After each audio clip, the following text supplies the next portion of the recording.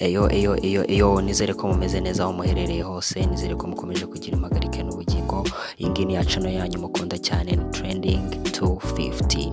Muri Trending 250 rero tubagezaho ibiganiro bitandukanye, ariko uno mwanya tugezemo ni umwanya wa Trending Top 10. Trending Top 10 uno munsi rero twifuje kubagezaho imijyi 10 ikomeye muri Afurika. Iyo mijyi 10 tukaba twagendeye ku ngingo zitandukanye, ariko ingingo z'ingenzi twagendeyeho tukaba twagendeye ku mutekano, tukaba twagendeye ku isuku irangwa muri uwo mujyi, tukaba twagendeye cyane cyane kuri business zihakorerwa ndetse n'igihe bamara bakora business, niba ari amasaha 28 kuri 28, ndetse tunagendera ku bukerarugendo buharangwa n'ubwiza muri rusange bw'uwo mujyi. Ahangaha rero turaza kubagezaho imijyi 10. Mushoboka ko mushobora kubona imijyi itandukanye yo mu gihugu kimwe, ibyo birashoboka, igihugu kiba cyarafashe neza imijyi yacyo, ibyo ngibyo ntabwo cyaba ari ikibazo. Ikindi rero tukaba twagendeye ku bushakashatsi butandukanye bwagiye butangazwa n'abahanga mu bya business ndetse n'abahanga mu by'ubukerarugendo, ndetse tunagendera ku binyamakuru bikomeye cyane bikunda gukora inkuru zerekeranye n'imijyi, bikunda gukora inkuru zerekeranye n'ubwiza ndetse n'imijyi uburyo iteye muri rusange. Aka kanya rero reka dutangire duhera ku mwanya wa 10. Ku mwanya wa 10 turasanga umujyi witwa Nairobi. Nairobi akaba ari umujyi mu murwa mukuru w'igihugu cya Kenya. Igihugu cya Kenya giherereye muri East Africa, akaba ari umujyi washinzwe mu 1899, ukaba ufite abaturage basaga miliyoni 10. Uwo mujyi w'ubucuruzi, dore ko igihugu cya Kenya gikora ku nyanja y'Abahinde. Nairobi rero ukaba ari umurwa mukuru, ukaba wihuza n'ubucuruzi cyane cyane ndetse n'ubukerarugendo, kubera ko abakerarugendo bakunda kuhatemberera cyane ku bw'amaparike ndetse n'inzu zaho zihari, skyscrapers, ama-etage yubatse neza cyane, ndetse n'inzu ndangamurage zaho, ama-museum cyane cyane agaragaza iby'ubukoloni bw'Abongereza mu gihe bakolonizaga Kenya. Ku mwanya wa 9 rero reka dukomeze twihuta cyane, tuza kuhabona umujyi witwa Durban. Durban akaba ari umujyi uboneka muri South Africa, igihugu cyo muri Afurika y'Epfo. Iki gihugu rero kikaba gifite umujyi wa Durban nk'umwe mu mijyi yayo ikomeye cyane. Durban ukaba utuwe n'abaturage basaga miliyoni 3,700,000. Uyu mujyi cyane cyane waje kuvugururwa bigeze mu gihe cy'igikombe cy'isi cyabaye mu mwaka wa 2010 kikabera muri Afurika y'Epfo. Uyu mujyi wa Durban waje kuvugururwa ku buryo budasanzwe, uza uhindurwa umujyi wenda gusa cyane cyane n'imijyi y'i Burayi. Umujyi wa Durban rero si iki ngiki kiwugira mwiza gusa ku bijyanye n'ubukerarugendo, ni naho havugwa yuko havukiye Mahatma Gandhi, akaba ari intwari ikomeye cyane yo mu Buhinde. Ibi ngibi rero bituma ari umujyi ukomeye cyane ukunda gusurwa n'abantu benshi cyane. Ku mwanya wa 8 twirukanse cyane tudatinze tuhasanga umujyi witwa Windhoek. Uyu nguyu ni umujyi uboneka muri Namibia. Namibia akaba ari igihugu nacyo giherereye mu burengerazuba bw'amajyepfo ya Afurika. Akaba ari umujyi ukora ku nyanja ya Atlantique. Akaba ari umujyi ufite amazu menshi cyane agaragaza iby'ubukoloni bw'aba-German cyangwa ubukoloni bw'Abadage. Hari amazu ya kera yubatse mu buryo bwa Kidage. Akaba ari n'umujyi usa neza cyane utarangwamo umwanda kimwe nk'indi mijyi yo muri Afurika ndetse no muri Aziya. Akaba ari umujyi ukunda gusurwa n'abakerarugendo cyane ku bwiza bwawo ndetse n'ahantu uri ubwawo.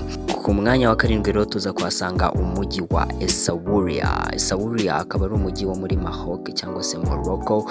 Uyu mujyi ukaba ubitse amateka akomeye cyane ya Islam. Akaba uri umujyi ubitse amazu, ama-mosque ndetse n'ibindi bintu ndangamurage bigaragaza igihe Abayisilamu bageraga muri biriya bice byo mu majyaruguru y'uburengerazuba bwa Afurika. Essaouira akaba ari umujyi ukunda gusurwa cyane, dore yuko UNESCO yawushyize no mu mijyi igomba kubungabungwa kubera ubwiza bwawo ndetse n'amateka akomeye ubitse. Ku mwanya wa 6 rero turasanga wa mujyi mwiza cyane, wa mujyi ufite isuku mu mijyi yose yo muri Afurika, wa mujyi wo mu rw'imisozi igihumbi. Akaba ari umujyi wa Kigali, ukaba utuwe n'abasaga miliyoni y'abaturage, ndetse ukaba ari umujyi washinzwe mu mwaka w'1907. Ni umujyi rero ubonekamo amahoteli meza, ukabonekamo inyubako nziza cyane nka Kigali Convention Center, ukabonekamo ibice by'imyidagaduro bya Kigali Arena, ubu ngubu yahindutse BK Arena, akagaragara ndetse n'amahoteli afasha abakerarugendo bakunze gusura u Rwanda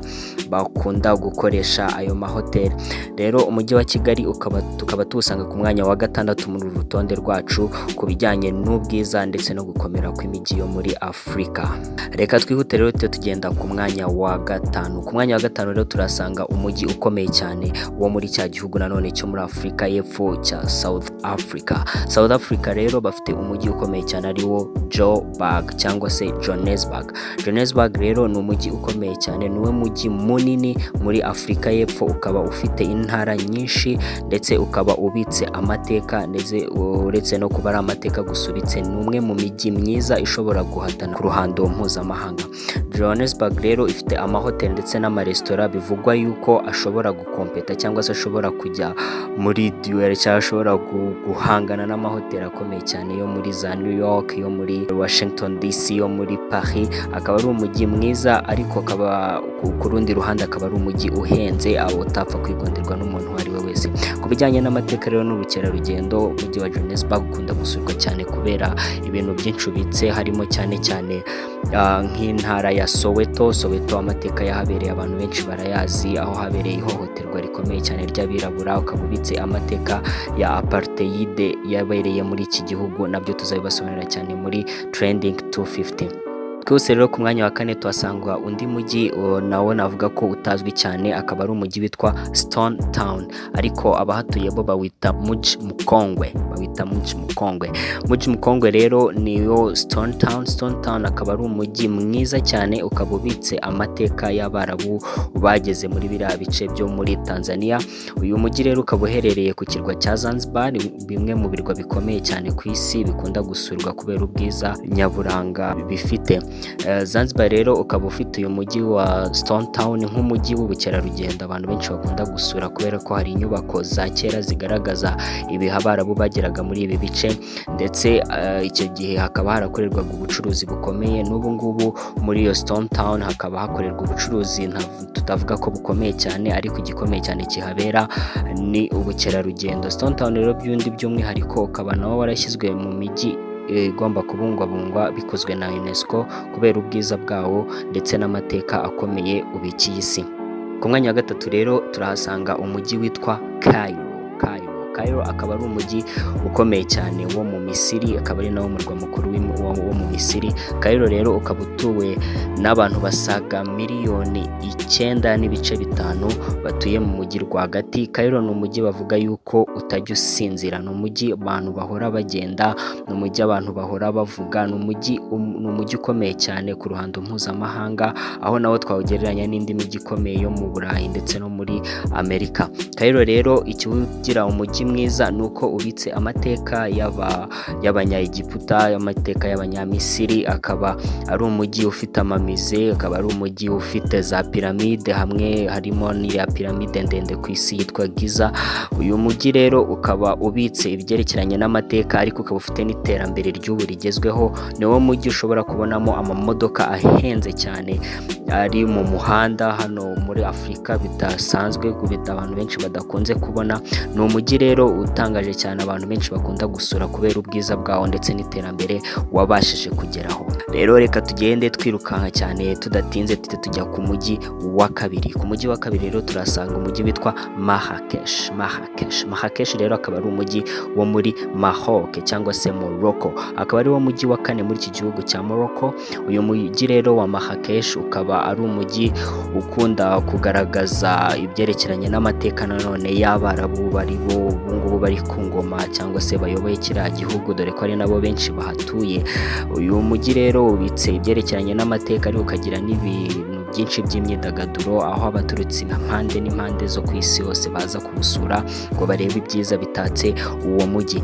Rero reka tugende ku mwanya wa mbere, ariko mbere yuko tugera ku mwanya wa mbere, niba utarakora subscribe genda ukore subscribe, ndetse niba utarakanda like kora like kuri iyi video ndetse n'andi mavideo yose tugenda tubagezaho, then ukore sharing izi video zose tubagezaho kugira ngo dukomeze gusangira ibyiza. Ku mwanya wa mbere rero turahabona iyi ku mwanya wa mbere rero tubazaniye umujyi witwa Cape Town rero akaba ari umujyi wa South Africa, cya gihugu kimaze kugiramo imijyi myinshi muri top 10 yacu y'uno munsi. South Africa y'ubwayo nk'igihugu ni igihugu kinini cyane kandi ni igihugu gifite imijyi ikomeye, kubera nicyo gihugu urebye muri Afurika cyageze ku iterambere ugereranyije n'ibindi bihugu, kirigeraho mbere y'ibindi bihugu byose. Rero umujyi wa Cape Town niwo mujyi wa mbere muri no top 10 yacu y'uno munsi.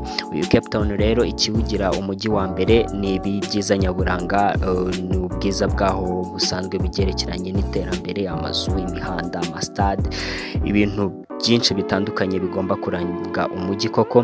Ikaba ari imwe muri ya mijyi twita metropolitan, ya mijyi iba ari minini kandi ifite buri kimwe cyose umuntu yakifuza, inganda, ifite ibikorwa bya siporo, ifite ibikorwa by'imyidagaduro, ikoreramo inzego za politike, ikoreramo inzego nyinshi z'ubucuruzi.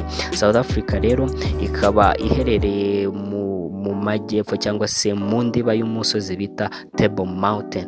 Cape Town rero ukaba ari umujyi utuwe n'abasaga miliyoni enye n'ibice bitandatu. Akaba ari umujyi washinzwe mu myaka ya kera cyane, kera ariko mu mwaka w'1652.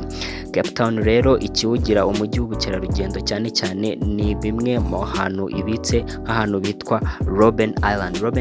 Ahangaha ni ahantu habitse amateka akomeye cyane ku kiremwa muntu, kubera ko niho Nelson Madiba Mandela yafungiwe imyaka isaga 27. Iki kirwa rero gikunda gusurwa n'abantu bakomeye cyane ku isi, ndetse n'abandi bifite bajya kugisura. Bikaba ari byo bigira Cape Town umujyi udasanzwe, ndetse n'izindi factors nyinshi twabagejejeho, ingingo zikomeye cyane zituma iyi mijyi iba imijyi ikomeye. Ku mwanya wa mbere rero nk'uko twabibabwiye ni Cape Town. Ese top 10 yacu ibonye ute? Andika muri comment utubwire, ese weho wari bukurikiranye gute ino mijyi bitewe na experience uyifiteho cyangwa se nuko yumva. Rero ikindi tubasaba ni mutwandikire muri comment iki kindi mushaka ko tubagezaho muri trending top 10 y'ubutaha. Murakoze.